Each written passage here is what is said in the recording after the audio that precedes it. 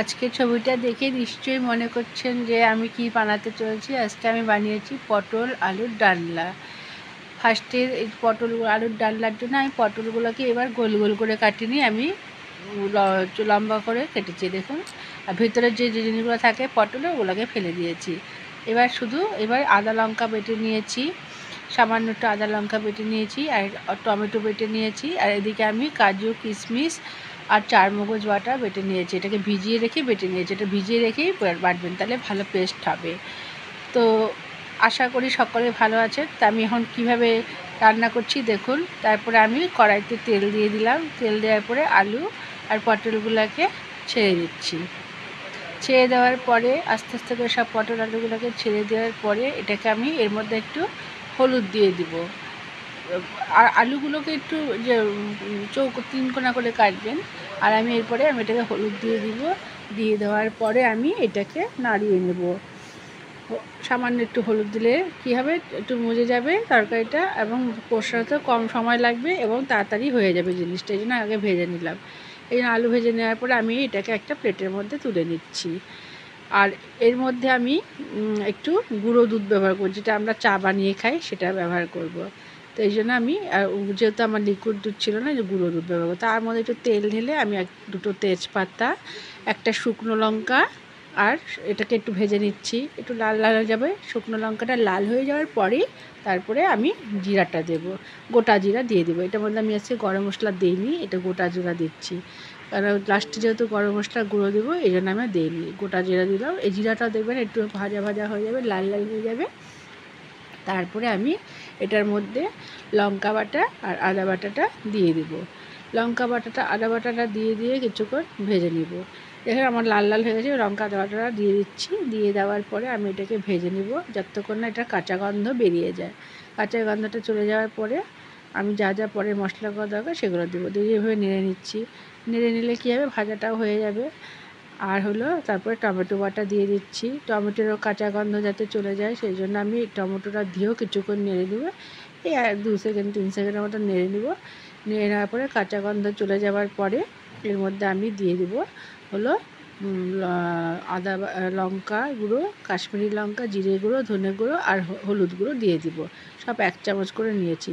আর যাতে এই লঙ্কা মশলাগুলো দেওয়ার পরে যাতে এটা না লেগে যায় নিচে, তার জন্য সামান্য আমি একটু জল দিয়ে দিব, যেন মশলাগুলো না পুড়ে যায়।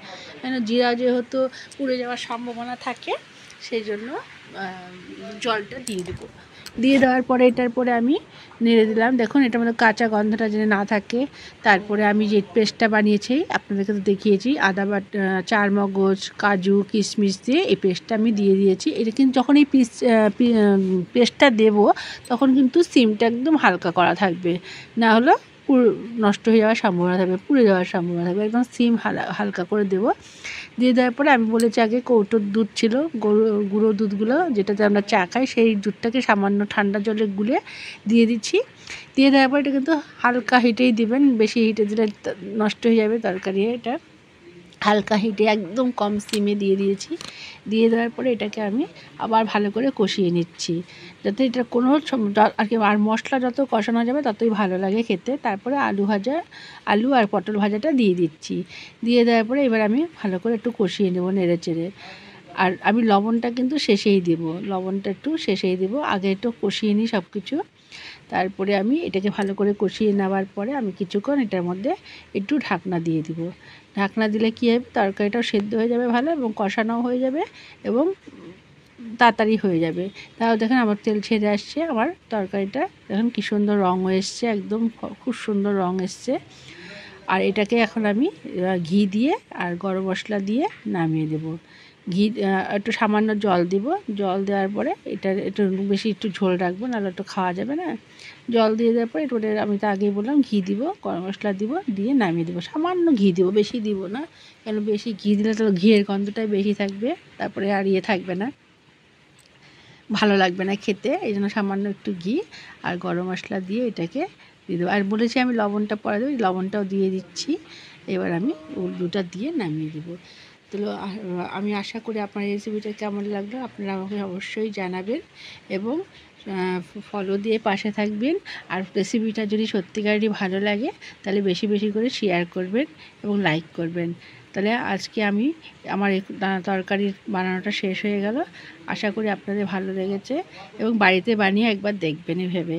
খেতেও খুব টেস্ট হবে এবং দারুণ লাগবে। সেটা রুটির সাথেও খেতে পারবেন, আবার ভাতের সাথেও খেতে পারবেন, দুটার সাথেই খুব ভালো লাগবে। তাহলে আজকে আমার এই রেসিপিটা এখানে শেষ করলাম। নমস্কার, সকলেই ভালো থাকবেন, সুস্থ থাকবেন। নমস্কার।